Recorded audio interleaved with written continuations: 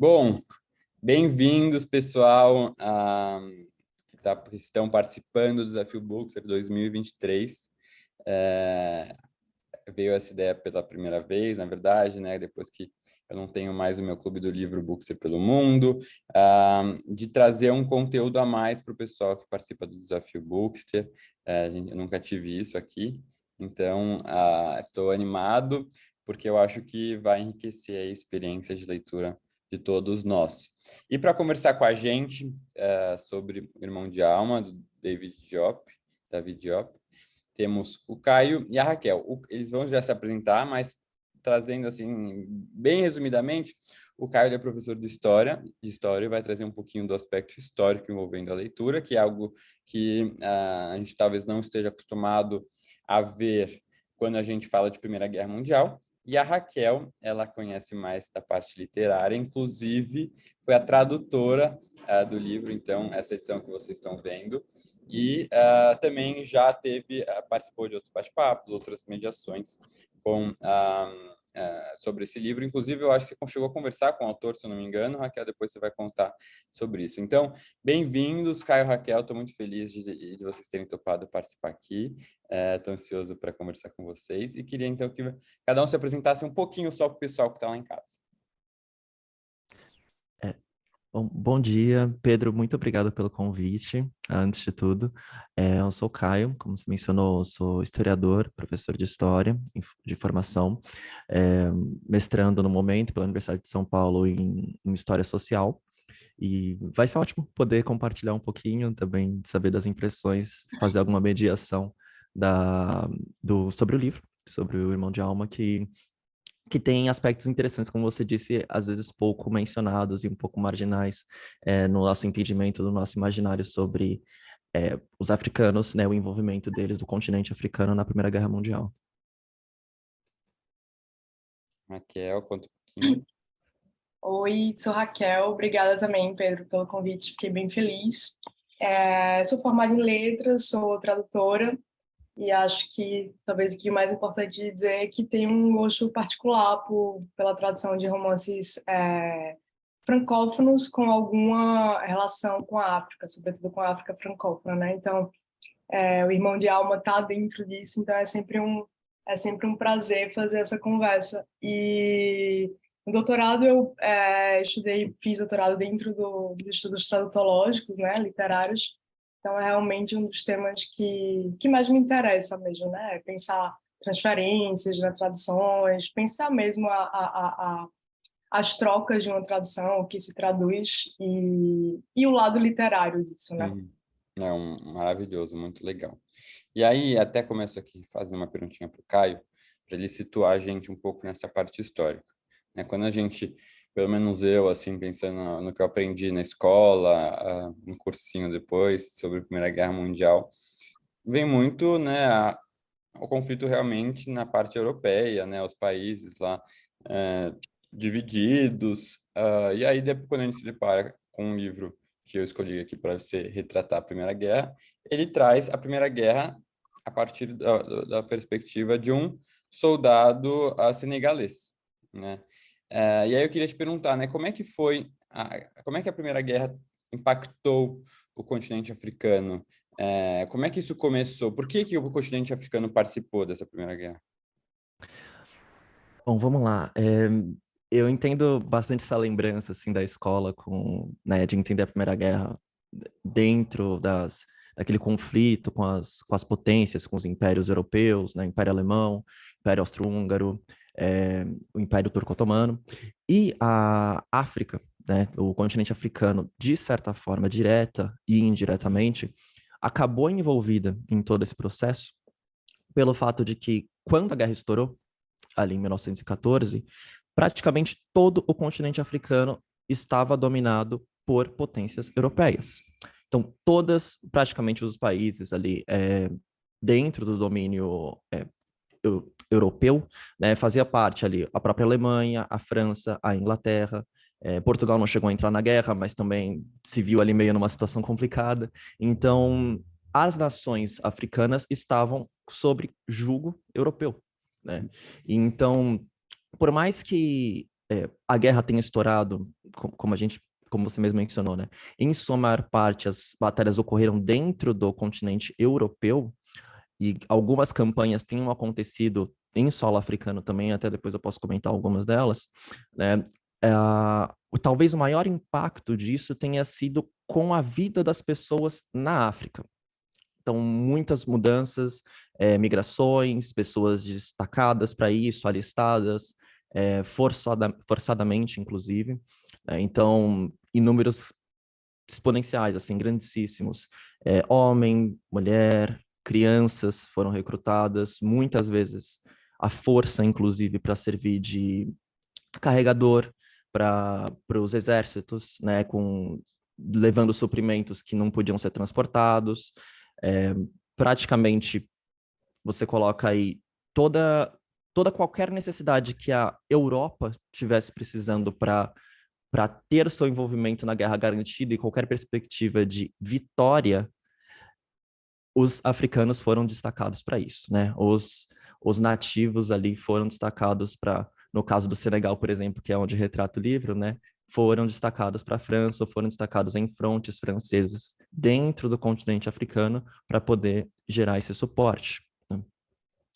E, basicamente, para só deixar assim, né, o que dentro do próprio continente serviu como um maior efeito, né, uma consequência imediata logo que se abriu a guerra, ali em 1914, foi a invasão das colônias alemãs das colônias alemãs na África.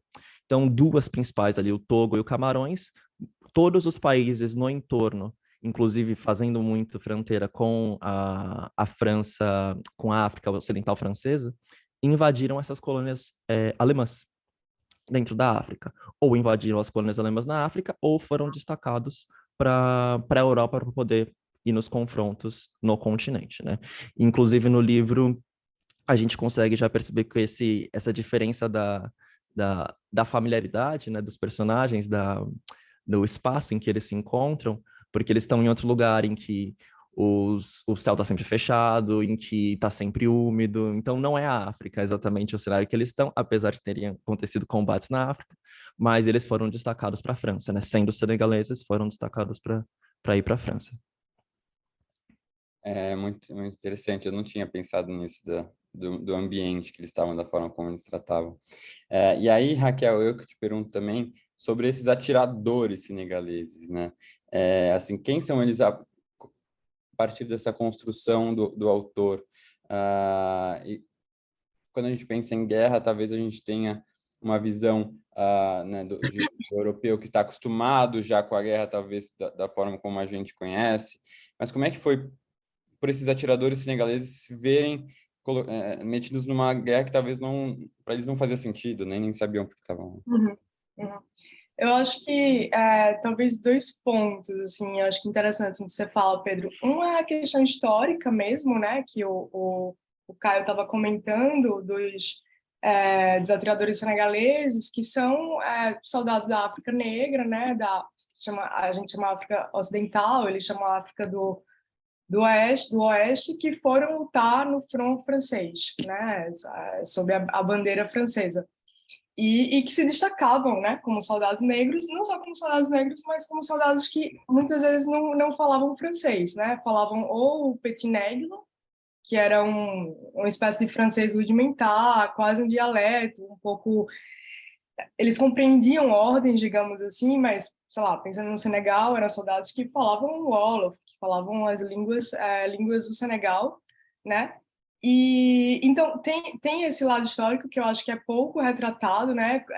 Como esses soldados que não eram franceses, como eles se movimentavam no front, na trincheira, não são apenas senegaleses, né? São também Mauritânia, Mali, Costa do Marfim, etc. E tem, eu acho, uma motivação muito pessoal do escritor, do David Diop, para se colocar na pele de um atirador senegalês. E só fazendo um parênteses, é uma tradução muito comum, atirador senegalês, que eu optei por não usar no Irmão de Alma para tentar restituir um pouco a sonoridade, né? Como é um termo tão comum em francês, tirailleur sénégalais, os atiradores senegaleses é uma forma de aproximar também a esse termo que é tão comum, né? Do ponto de vista da sonoridade, mas eles também podem ser pensados como soldados senegaleses. Foi uma escolha mais de literária, de sonoridade mesmo. Pelo que eu entendo da fala do Diop, ele teve uma motivação, de certa forma, pessoal, para se colocar na pele de um soldado senegalês, que foi ter percebido que existiam muitas cartas de um ponto de vista assim realmente emotivo, de pessoas do que eles chamam de poilus, né, que eram os franceses, os europeus que estavam dentro das trincheiras, que lutavam nas trincheiras na Primeira Guerra. Então tem muitas cartas escritas por eles descrevendo o sofrimento da guerra, como que era estar no front, etc. E não tem esse ponto de vista pessoal dos atiradores senegaleses, quer dizer, dessas pessoas negras da África Ocidental que estavam igualmente lá, né? E que viviam a violência da guerra, mas também a violência no front francês, né? Então, o Diop, eu acho que ele tenta um pouco restituir, a partir da literatura, esse vazio na história, né? O fato de não ter sido dado voz, de alguma maneira, a esses soldados, sobretudo porque também eles vêm de uma cultura muito oral, né? Talvez fosse mais evidente para um europeu deixar um relato escrito sobre isso do que para um soldado africano, senegalês, que tem essa sobreposição da oralidade à escrita, né? Uhum, uhum.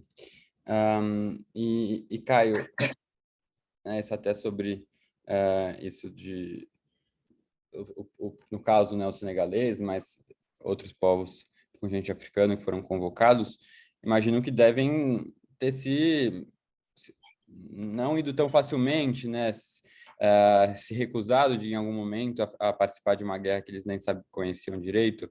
Como é que foram essas convocações? E depois que eles chegam na Europa, como é que eles eram tratados, né, esses soldados do continente africano? Porque, como você disse, eles foram usados para suprir algumas funções, né, para os europeus. Então, eles já chegaram com funções talvez piores em alguns momentos, né? Como é que eles foram tratados? Como é que foram essas convocações? Exatamente, como eu falei, o destacamento ao longo da guerra, né, foram 4 anos, né, antes de tudo, de 14 a 18, e de 1914 a 1918. E num primeiro momento até se imaginava que a guerra não fosse chegar na África, né, que as colônias europeias na África não fossem ser destacadas.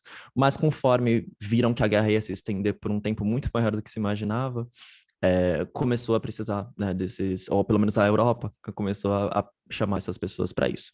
E o tratamento é exatamente esse, né? Deixar para carregador, deixar para, inclusive, ser uma primeira linha de frente nas trincheiras na Europa para você poder, né, tentar ter alguma resistência ainda nos frontes, que era aquele banho de sangue, né? As trincheiras, as pessoas saindo no campo, tentando bater uma nas outras e aquela primeira linha de frente está ali pronta para a morte. Basicamente isso era o que era a boa parte desses destacamentos africanos, né?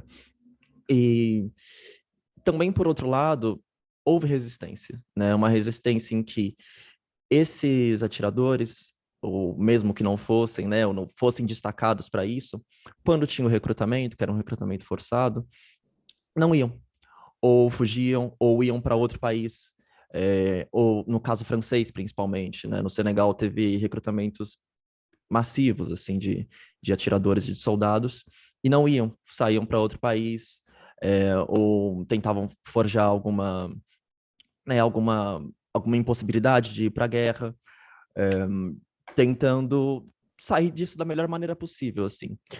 E o que também é muito engraçado do lado, ou pelo menos curioso do lado, talvez até psicológico desses combatentes, é que nunca tinha acontecido até então alguma chamada de uma tarefa, né, pela metrópole, pela França ou pela Inglaterra que esteja, para eles irem combater um inimigo que era novo, né, para eles, no seguinte sentido de que os colonizadores eles passaram, de um momento para outro, a incitar os colonizados a matar o inimigo branco, né? Um grupo que, inclusive, durante muito tempo, eles tentaram colocar de uma maneira sacralizada, de uma maneira como a raça superior, de uma maneira em que ali o branco estava presente nesses países para poder civilizá-los, para poder adestrá-los, digamos assim, mas de uma hora para outra eles foram destacados para a Europa para poder atirar no inimigo branco. E até me lembro as passagens do livro, na tradução, eu achei muito bacana isso, que é o lado do... o inimigo do lado de lá. Né? O inimigo do lado de lá me remete muito uma ideia do... Temos um inimigo também desse lado, né? Que talvez seja a gente vê também como branco, a gente também vê, então fica esse lado um pouco esquisito, assim, do lado psicológico mesmo, da tratativa, como eles vão estar no meio de tudo isso, assim. E pro lado do recrutamento, como você mencionou, basicamente, né, me lembro de 3 métodos, né, como era a boa maior parte nesses espaços. Voluntários, que boa parte desses africanos ofereciam sua força ali livremente, sem nenhuma pressão, de uma maneira em que eles imaginavam ou sonhavam no retorno da guerra, terem uma pensão, terem benefícios, terem maiores seguranças de vida para eles mesmos, para a família, para os filhos, né? E se voluntariaram, de fato, para ir para a guerra. Outra parte era basicamente empreendido pelos chefes desses locais, né, dessas localidades. Então, era passado para a metrópole, para esses chefes, que eles tinham que apresentar um número tanto de efetivos, né, precisamos de 10 mil homens. Aí os chefes vão lá, forçadamente, né, recrutar as pessoas da localidade para poder levar isso. Às vezes tinha voluntário, às vezes não tinha. Quando não tinha, era intimado para ir. E então viraram, né, ficou muito nesse imaginário dos atiradores senegaleses os voluntários forçados, né, dessa forma. E também outras partes era decreto mesmo. Então, para poder substituir guarnição que está em um lugar que está faltando, por decreto a metrópole manda fazer e diretamente vai lá e pega, sabe? Então, era o que precisava para quase bucha de canhão, para jogar lá na frente, ou para carregar, ou pessoas que também estavam indo com um sonho de um dia poder voltar, quem sabe com vida, e ter uma condição melhor, assim. Uhum. Até falando isso, né, do inimigo do outro lado, do inimigo branco, Raquel, tem um termo que aparece bastante, que é o inimigo de olhos azuis, né? Por que ele teria usado esse inimigo de olhos azuis? E quando a gente pensa, talvez, assim, porque em nenhum momento ele fala assim, qual é a nacionalidade do inimigo, né? Estou lutando contra outro país, qual é o país? Ele torna esse inimigo dos olhos azuis. Por que ele usa esse termo? Assim, qual que é, na sua opinião, o objetivo de trazer isso? Pedro, eu já vi assim várias discussões sobre isso e nunca com a resposta assim clara, mas o que eu entendo é que exatamente passa pelo que você falou. É uma maneira de diferenciar sem colocar as nacionalidades, né? Você falar, olha, eram franceses, eram alemães, ele era o outro de alguma forma, né? Então assim, para um soldado negro falar inimigo de olhos azuis, eu acho que ele está falando de uma alteridade, de alguém que claramente não é ele, não é como ele, né? E dentro do romance, eu acho que isso se organiza na trama muito como, na medida que ele vai matando os inimigos de olhos azuis, e que ele dá a morte a pessoas de uma forma que ele não conseguiu dar ao melhor amigo dele, né? Quando ele pediu, eu acho que a gente consegue pensar essa diferença dentro dessa trama mesmo, né? Ele não conseguiu dar essa morte a alguém que era como ele, que fazia parte dele de alguma maneira, que fazia parte em quem ele podia se espelhar, né? Então ele conseguiu, na verdade, abreviar a morte de inimigos brancos e olhos azuis que eram o oposto dele, né? E eu acho também que é uma maneira de pensar a guerra também de um modo mais subjetivo, né? Como ele quis realmente se colocar na pele de um soldado, de um atirador senegalês, tirar como eu poderia dizer, essas formas de situar as pessoas muito precisamente na história, quem eles são, etc., e de pensá-los a partir dessas características físicas que os dizem como brancos, né? Os inimigos de olhos azuis são inimigos brancos, claramente. Ele até fala de pelos loiros, né? é uma forma, a meu ver, de priorizar essa narrativa mais subjetiva dentro da guerra, né? Dizer que há uma subjetividade completamente estilhaçada, claro, mas há uma subjetividade na guerra, há uma forma de se elaborar no meio dessa violência toda, né? E também um modo de se diferenciar, né? De marcar uma alteridade, dizer eles, né? Os brancos do lado de lá e nós, os soldados negros do lado de cá, né? Então, para mim, eu acho que também é uma forma de marcar essa violência a mais, né? Os soldados negros, eles viviam essa dupla camada de violência, porque eles precisavam ser violentos fora das trincheiras, né?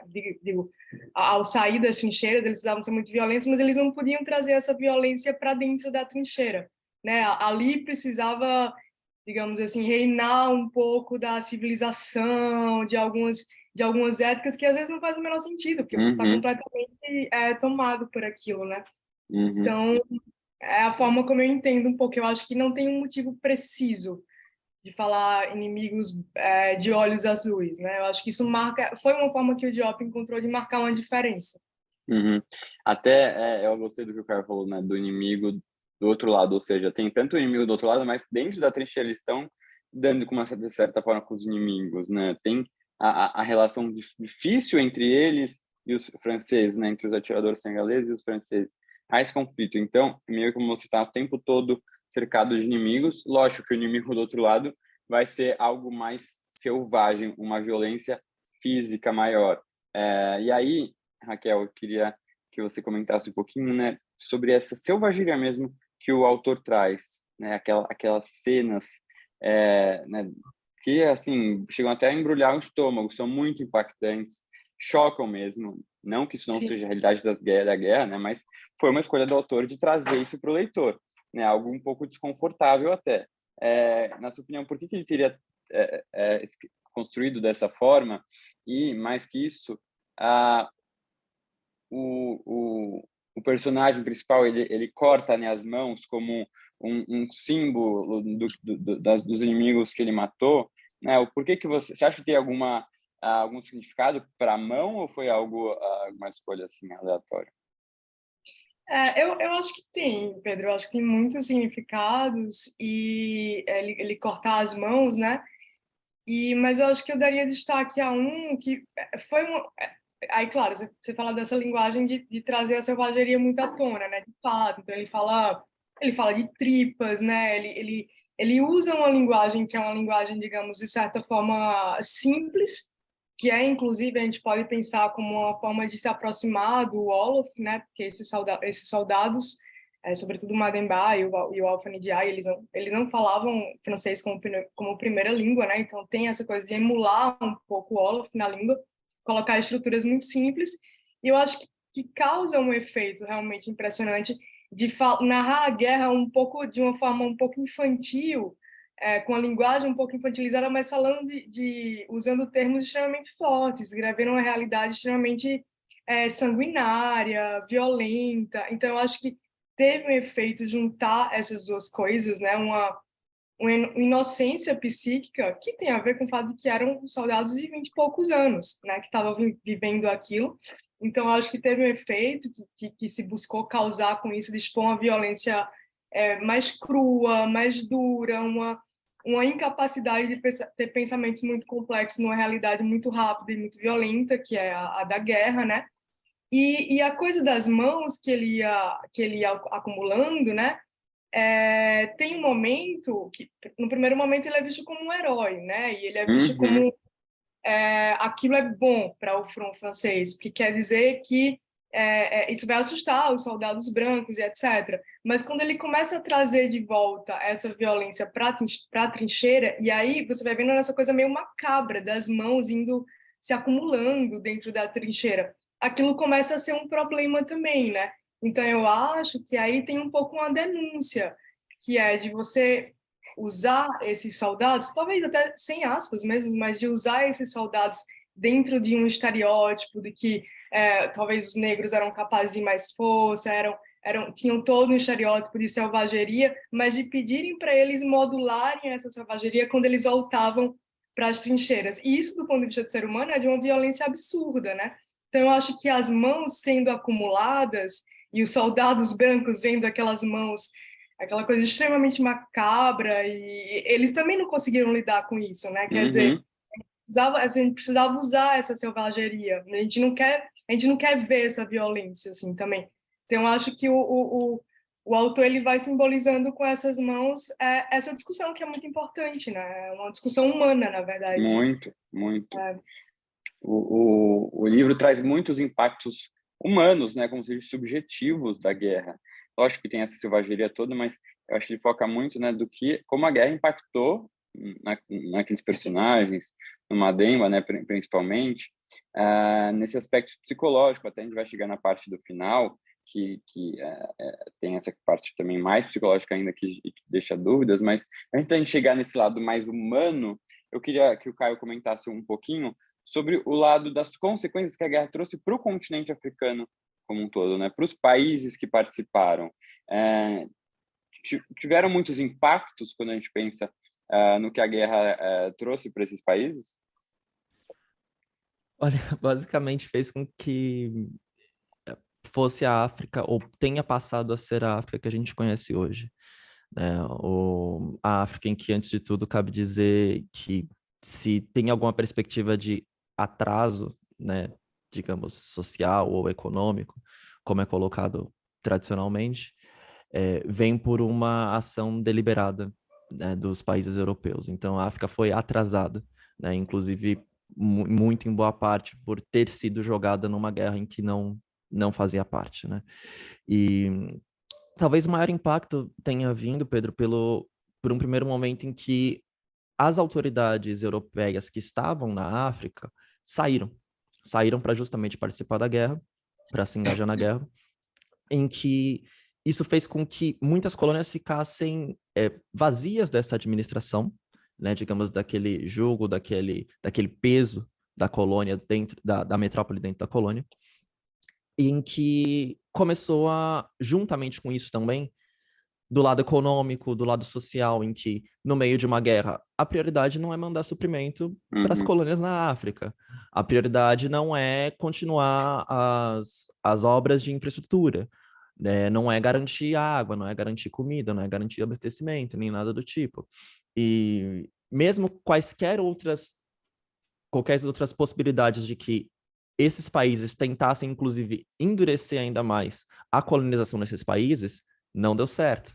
Depois desse quadro todo, no pós-guerra principalmente, tudo que já tinha acontecido já tinha ido por água abaixo, em que muitos dos africanos que foram para a guerra e voltaram, eles começaram, inclusive, a saber ou perceber as falhas dos europeus, né? Saber exatamente como talvez abrir horizontes para uma independência, abrir horizontes para algum movimento nacionalista, né?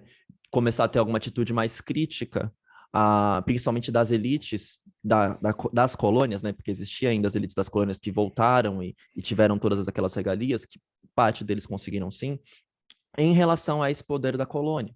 E com essa nova era do pós-Primeira Guerra Mundial, começou também a se colocar em questão sobre escravidão, sobre que ainda existia um caso de escravidão, sobre a colonização nesses países, né? Então, não demorou muito para que boa parte desses africanos buscassem retomar a soberania deles, né, daquele momento pré-colônia, e pensando justamente em todo o capital humano que eles acabaram demandando para isso, né? E foi morto e foi completamente desperdiçado. Então, talvez o maior exemplo como a Tríplice Aliança perdeu a guerra, né? Como a Alemanha perdeu a guerra, as colônias, antigas colônias alemãs, foram tomadas para ficar sob administração francesa e inglesa, né? Então, o Togo, que era alemão, deixou de ser alemão, e o Camarões também deixou de ser alemão. Então, boa parte de todo esse rebuliço e essa reordenação, inclusive, do mapa da África, que é um mapa que a gente conhece hoje, o mapa que a gente conhece hoje da África, todo repartido daquela forma e com os territórios daquela maneira, é justamente desse momento pós-Primeira Guerra Mundial. Então, todo esse sentimento de de uma administração própria, de um sentimento de independência dentro desses países, começou a acontecer. Então, por mais que essencialmente a guerra tenha sido europeia, teve essas repercussões muito profundas da própria forma organizativa da África após isso, né? Porque colônias foram perdidas, inclusive foram repartidas novamente, não levando em consideração todas as diferenças culturais, todas as diferenças étnicas que estavam presentes naqueles povos, e aí estava feito, né? Com a Segunda Guerra, depois participou mais outras colônias, mas ali já praticamente na entrada da década de 1960, virada de 50 para 60, foi uma independência atrás da outra da África, né? Inclusive, Senegal foi um país que conseguiu declarar a independência da França em 1960, né? Então já tinha começado todo esse processo de independência já ali naquele momento pós Primeira Guerra Mundial. Uhum. É muito interessante comentar isso de que a partir daí que a continente africano passou a ser atrasado, né, pelos europeus. E Raquel, antes da gente entrar num tema que acho que muita gente quer ouvir falar, que é sobre o final do livro, queria que você comentasse um ponto antes, que até algumas pessoas me escreveram assim: o livro tem muita repetição, é muito repetitivo, o autor ele repete, né, o personagem ele fica repetindo. Na sua opinião, qual é a ideia que o autor quis passar com essas repetições, né? Eu vi gente falando, podia ser tipo uma confissão, assim, podia se confessando, ou uma coisa, tipo, até para ele acreditar no que ele tinha feito, né? Ele ficava se repetindo. Como é que você vê isso? Eu acho que sim, claramente é uma confissão, né? Assim, isso, inclusive, já foi dito pela crítica em vários lugares. Então, a narrativa tem um tom de confissão, né? Acho que tem quase como pequenos refrões, digamos assim, que podem lembrar uma prece também, como, por exemplo, pela verdade de Deus, né? E aí uma curiosidade, pela verdade de Deus é uma tradução literal, par la vérité de Dieu, e é uma coisa que não se diz muito em francês, que gera uma estranheza no francês e que gera uma estranheza no português também, e que é repetido o tempo inteiro, né? Mas eu acho que tem essas duas coisas, tem a confissão, tem isso de lembrar uma prece, e tem, eu acho que a repetição ela pode ser muito típica, sintomática de um trauma também, né? E do fato de que tem um fluxo de consciência ali. Então, ele não está jogando um pensamento super bem organizado, é como se ele estivesse pensando e falando num fluxo. E aí, quando a gente pensa de forma, inclusive, entre aspas, desorganizada, as coisas se repetem mesmo. Então, eu acho que ele está tentando tecer a narrativa do que é viver uma guerra na medida em que ele fala. Então, é a ideia de nos deixar ver esse processo psíquico psíquico do personagem muito rápido, muito intenso, porque ele não está numa situação propícia a ter um pensamento limpo, claro, etc. Ele está em meio a uma violência extrema, né? Algo que é não só difícil de pensar, mas é difícil conceber também. Então, assim, falar da guerra do ponto de vista humano é sempre muito difícil, porque é uma situação limite, é uma situação que não deveria existir, né? Assim, idealmente falando. E eu acho que isso, eu acho que tem a confissão, tem a prece, mas tem algo que é típico dos traumas, né? De um pensamento e de uma fala de guerra que é traumática e que tem necessidade da repetição para entender alguma coisa, para criar uma narrativa que, apesar de repetida, possa se sustentar de alguma maneira, né? Total. Eu acho que eu tive essa mesma sensação e realmente no momento que ele está vivendo, tudo é muito confuso na cabeça, é muito intenso, né? Não dá para ter uma visão, uma fala clara, um pensamento claro numa situação como essa. E aí, quando a gente fala do final, né? Eu acho que o final traz vários temas, muito a questão dessa amizade que ele tinha, né, com seu irmão de alma. O que a gente pensa quando fala de um irmão de alma mesmo? O que acontece naquele final? Aí, Caio, você também fica livre para trazer a sua opinião, porque eu acho que não tem uma resposta certa, é um pouco de interpretações, né? Qual seria o que aconteceu? Ele se tornou um só? Era tão forte a relação entre eles que que ele acaba cedendo uma parte do que ele era pro amigo dele, para ele poder viver aquela relação com a enfermeira, né, pro Alfa. Houve um estupro, não houve? Raquel, eu queria que você dissesse um pouco a sua opinião e Caio também depois. Bom, difícil. Eu não, são múltiplas entradas, né? Não consigo responder se houve um estupro, se não houve. Às vezes tem muitos sinais no livro, né, que me fazem pensar que sim, sobretudo se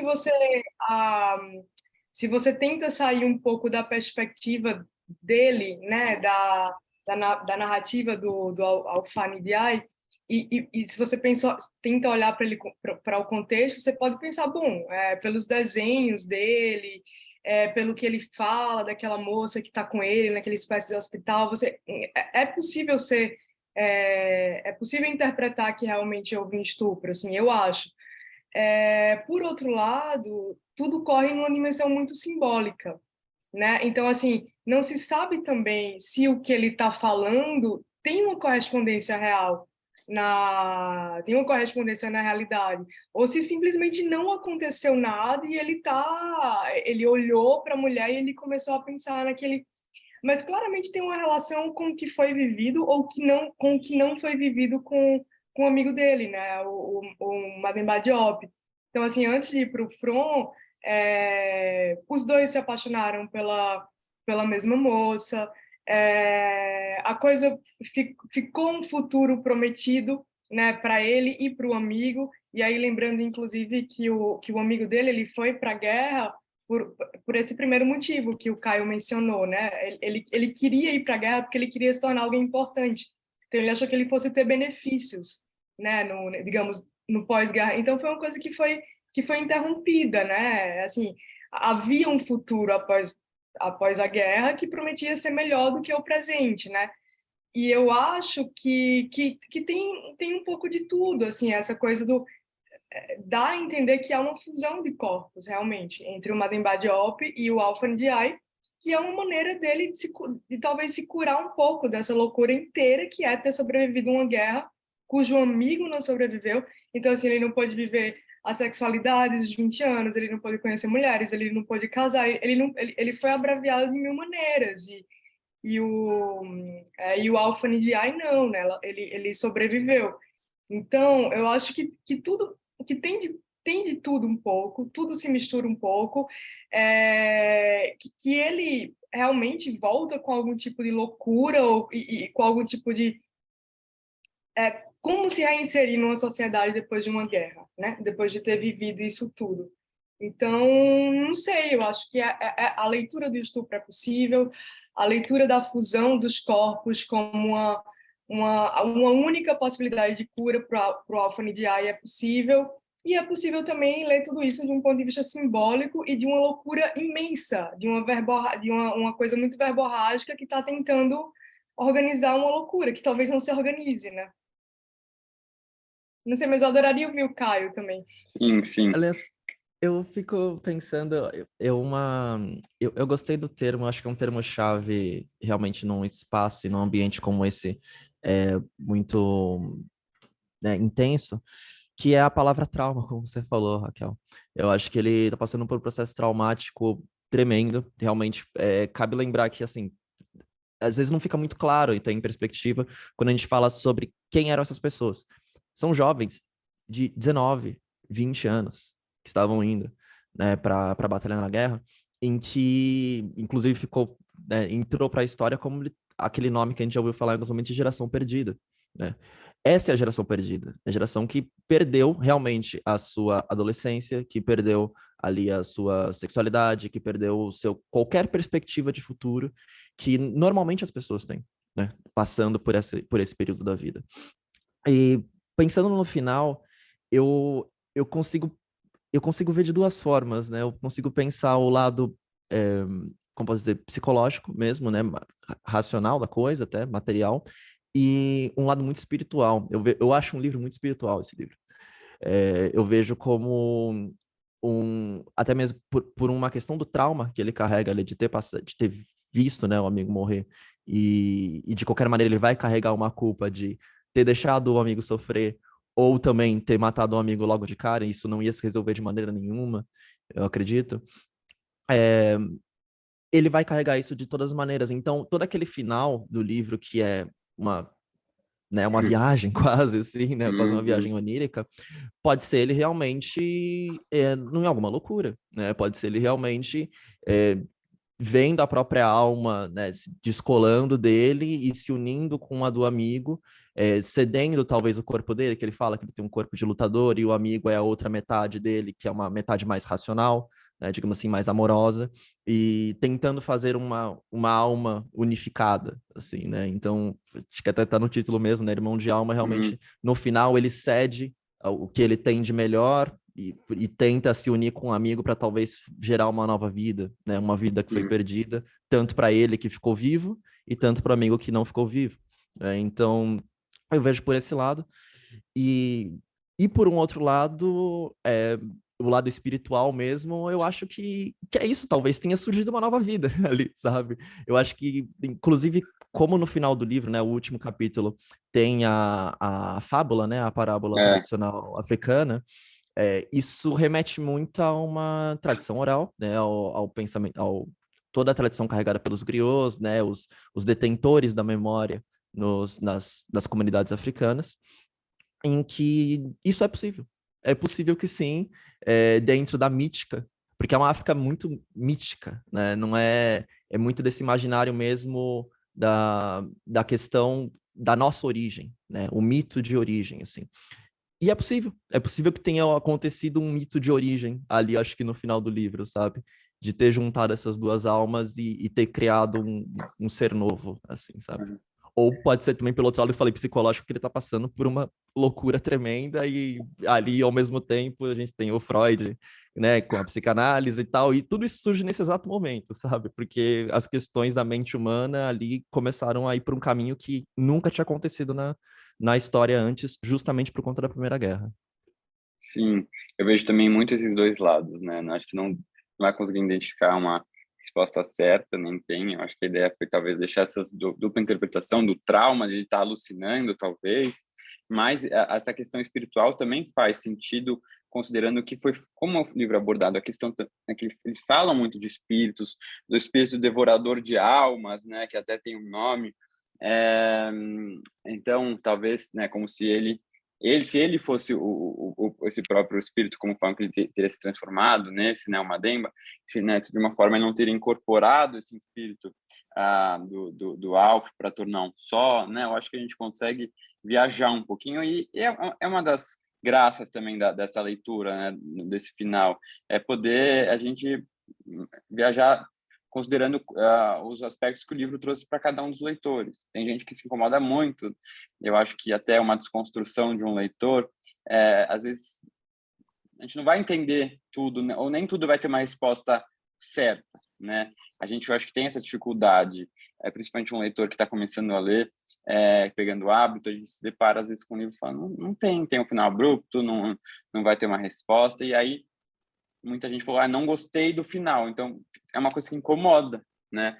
Mas às vezes é isso, a gente vai ter outras interpretações, talvez a gente encontrar, e aí é legal isso dessa conversa, de compartilhar, né, as experiências, até para ver qual que talvez faça mais sentido para a gente, mas eu achei esse final muito interessante, poético, né, e eu tendo a caminhar por esse lado espiritual, acho que talvez traga um final mais bonito, lógico que você não considerando que houve o estupro, mas é a questão do irmão de alma, um final mais bonito de o Madome tá dando a oportunidade do Alpha viver algumas coisas que não viveu, ou tornar ele de volta, trazer ele de volta da morte. Então, eu achei muito interessante. Eu adorei a leitura, até estava vendo aqui as perguntas que o pessoal fez.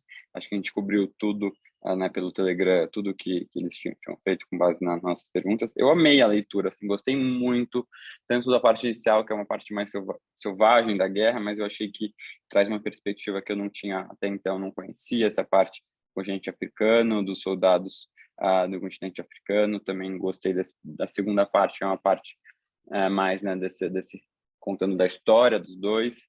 Eu gostei muito. A gente está chegando aqui no finzinho, até. Queria só deixar aí uma oportunidade para cada um falar suas últimas palavras, né, contando talvez como cada um gostou ou não do livro, que Raquel, você contasse um pouquinho como é que foi essa experiência conversando com o próprio autor.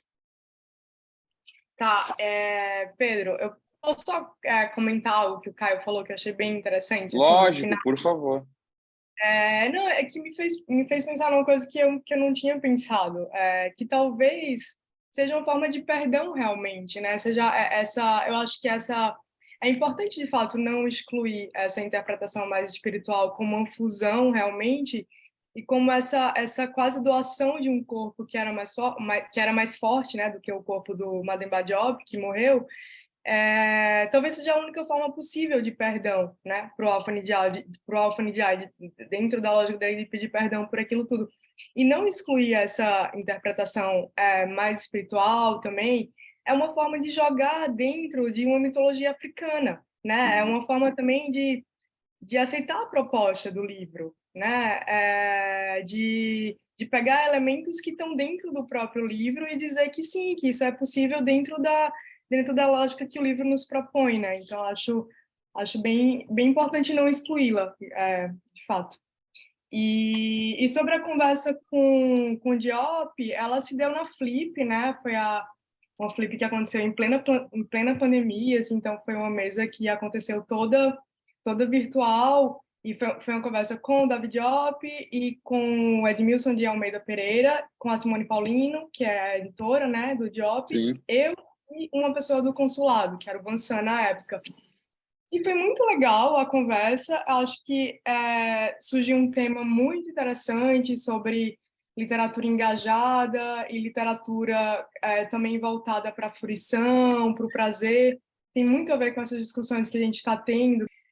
Bom, pessoal, a gente mudou um pouco o cenário de onde eu estava, mas para quem estava assistindo a gente, chegamos no momento agora final. E aí eu queria convidar a Raquel e o Caio para dizerem aí as suas últimas impressões, então, até se gostaram do livro, de comentar um pouquinho dessa experiência pessoal de cada um. Começa, o Caio começa. Manda ver, Raquel, acho que você estava começando assim o raciocínio. Tá bom. Então, eu acho que sobre a pluralidade dos finais da obra, né? Eu estava pensando que talvez o Pedro comentou que isso pode incomodar algumas pessoas, mas também acho que também pode ser visto como uma riqueza, né? E como uma questão do próprio literário e como uma forma de trazer também os leitores para dentro do romance, de chamá-los para participar um pouco, né? E talvez assim como últimas palavras, eu acho que o romance ele emula também um pouco a questão da tradução, né? Que volta um pouco no final do romance, né? Ele tem as palavras finais dele traduzidas, né? O Alpha Ndiaye. E eu acho que mais do que resolver um fim, é uma questão de revelar algumas coisas, né? E não sei, para mim, na verdade, isso é uma riqueza da obra, né? E é também um respeito com os leitores, de não chapar um final, né? E, particularmente, foi um dos livros que eu mais gostei de traduzir. Foi uma escolha pessoal, assim, junto com a editora. E foi uma experiência muito boa, assim. Tanto que depois a gente, inclusive, eu traduzi o segundo livro, né, do Diop, o A Porta da Viagem Sem Retorno, foi publicado pela Nós. E é isso, foi uma tradução que veio de um gosto muito pessoal também. É legal. E você já... Esse outro livro, como é que é? Né? Até conta um pouquinho para a gente, porque fica aí até a recomendação para quem quiser ler alguma coisa do autor, né? Outra coisa do autor. Sim, de algum modo, é uma continuidade no sentido do estilo do autor, né? Porém, o tema é outro. A Porta da Viagem Sem Retorno, na verdade, trata-se da ilha de Gorée, né? Uma ilha da qual os escravos, as pessoas escravizadas partiam e normalmente elas não voltavam. E o romance é centrado numa protagonista, mulher, que foi escravizada e que teve uma história muito inusitada, né? Bom, eu não quero dar um spoiler, mas assim, não quero falar se ela volta ou não, mas Uhum, ela tem um percurso muito próprio. Então, o Diop dessa vez ele se coloca num personagem feminino, né? E nos permite acompanhar um pouco a trajetória dela. É um romance igualmente intenso e com história de amor também, meio a tudo isso. uhum. É muito legal. Esse título é maravilhoso, né? Achei lindo. Fiquei com vontade de ler. E você, Caio, como é que foi essa experiência dessa leitura? Olha, é sempre bom ter contato com literatura, digamos assim, não hegemônica, né? E eu me lembro, inclusive, quando eu estava na faculdade, eu tive uma cadeira inteira sobre a história da África e eu acho que toda essa, como eu tinha dito, né, a literalidade presente em obras como essas revela muito o lado, como eu mencionei, até mesmo espiritual, até mesmo mítico, da maneira em que é posta o caminho dos personagens, os sentimentos, os pensamentos, tudo de uma maneira geral. Então é sempre um prazer tremendo, assim, poder ter contato com essas obras, assim. Eu achei muito, muito bacana, espero que sirva para um empurrão assim de tentar buscar paralelos com essas condições, né, até mesmo de países que foram colonizados, que não é muito diferente da nossa história, como o país que foi colonizado também, de buscar ver realmente essas alteridades, assim, né, de se ver na condição do colonizado, né, assim como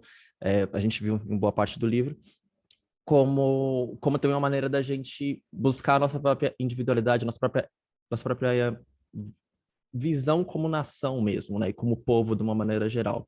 E se de alguma maneira, assim, eu acho que tem um caminho para a gente poder se afirmar dessa maneira, isso está com certeza em obras como essa, em obras que vêm realmente de países que passaram por um histórico colonizado, né? Assim como o Brasil também foi. E a nossa ancestralidade também está lá, pelo menos mais da metade da população brasileira vem de África, né? Então, é sempre um prazer ter contato com isso, assim. Quanto ao final, é isso. Acho que é sempre um gostinho assim interessante da gente poder entrar nesse imaginário mítico presente de maneira tão tradicional por meio da oralidade, por meio, né, dos ritos, por meio de todos os hábitos e crenças, né, e ritos mesmo. Eu achei muito, muito bacana. Eu agradeço demais, Pedro, pela oportunidade e fico, assim, bastante otimista, não só, mas também ansioso pro restante do desafio do Bookster e também para as outras obras aí que forem nesse mesmo caminho, assim, que a gente puder ter. Obrigado, pessoal. Eu que agradeço muito. Foi muito legal, muito rica essa conversa. Eu adoro esse tipo de bate-papo, assim, porque eu sempre falo, quando eu termino um livro, eu saio com a minha percepção só, né? E quando eu converso com outras pessoas, principalmente pessoas que têm uma visão especializada, né, em determinados temas, é, eu termino com outras visões ainda. É muito legal. A gente acaba percebendo coisas que a gente não percebeu. Às vezes dá até vontade de reler o livro com outros olhos. Então foi uma experiência muito boa. Eu adorei a leitura.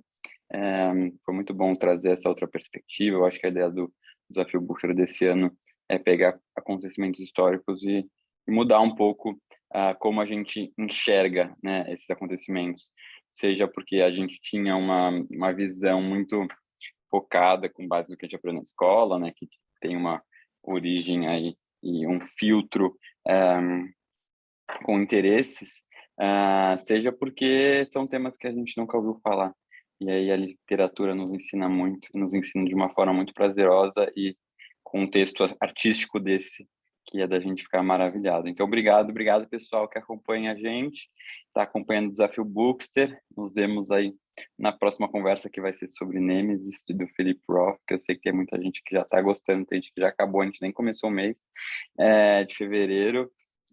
E também as outras escolhas para o ano estão muito legais, então vejo a hora de ir aos poucos lançando para vocês. Tchau, Raquel, tchau, Caio, brigadão. E Raquel, continue traduzindo e trazendo essas histórias para a gente. E Caio, obrigado pelo seu conhecimento histórico aí, que foi muito enriquecedor. Agradeço, Obrigada, Pedro. gente. Foi um prazer participar com vocês. Adorei. Obrigado também, adorei, gente. Tchau, tchau. Tchau, tchau.